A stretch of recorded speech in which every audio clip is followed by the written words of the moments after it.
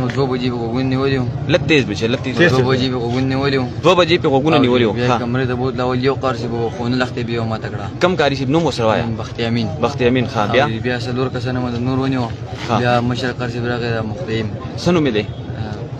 عمر فاروق. او دا ښه هغه راغی بیا دا مې دنده کمره بند کړه او د غوږونه ونیو. وړو ته پاستر کړه وینو چاپه کې مات کو.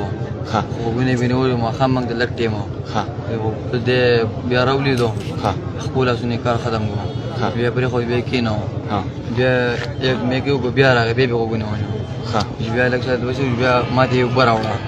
مو درې بیا راوبورلې مو په دې لاس باندې ستر کې خو درې بیا راځکو والا دا تقریبا څه ټیم و کله چې دا ډسکو والا؟ دا دي مازیګر دې مونږ خوراک کوو مازیګر مونځونه شی ډېر نه وخت.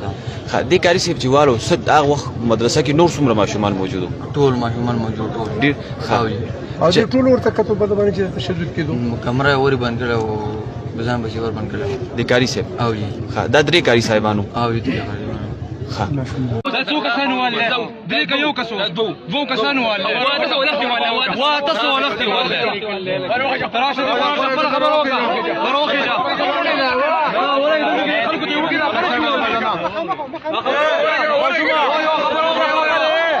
مشرا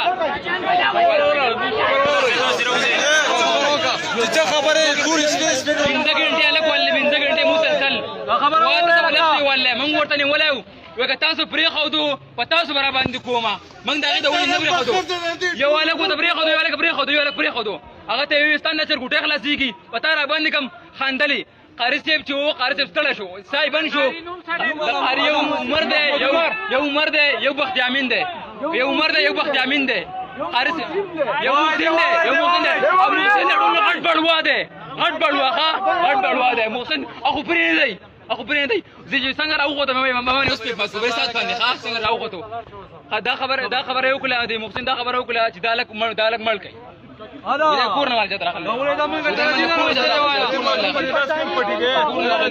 کونه اته ما خو دې رانه دی د پوجا به مسلمان ځان کوي دی ها به خو دې ځان دي انا په نور کې دا کسان باندې کې راوباسي دا ځان ته مدرسې کې من باقاعده هغه مدرسې ته ورلو هغه یو مدرسه نه و بلکې هغه یو ټارچر سیلو هغه کې په ماشومان باندې تشدد نه خبرته وي دا غینه غزنجیران لول هغه پولیسو چې دی په خپل تحویل کې واغستل ډاکټر صاحب ملته کې وې سي صاحب راغې هغه د دوسره دا خندهانی راکړه چې دا مدرسه چې دا بسیل شي د سبب په دا قاری صاحب ته دا گرفتار کړی شي ان شاء الله تاسو نن د خپل احتجاج ختم کړئ موږ د چالیار خلک هم تاسو سره څنګ په څنګ ولاړ یو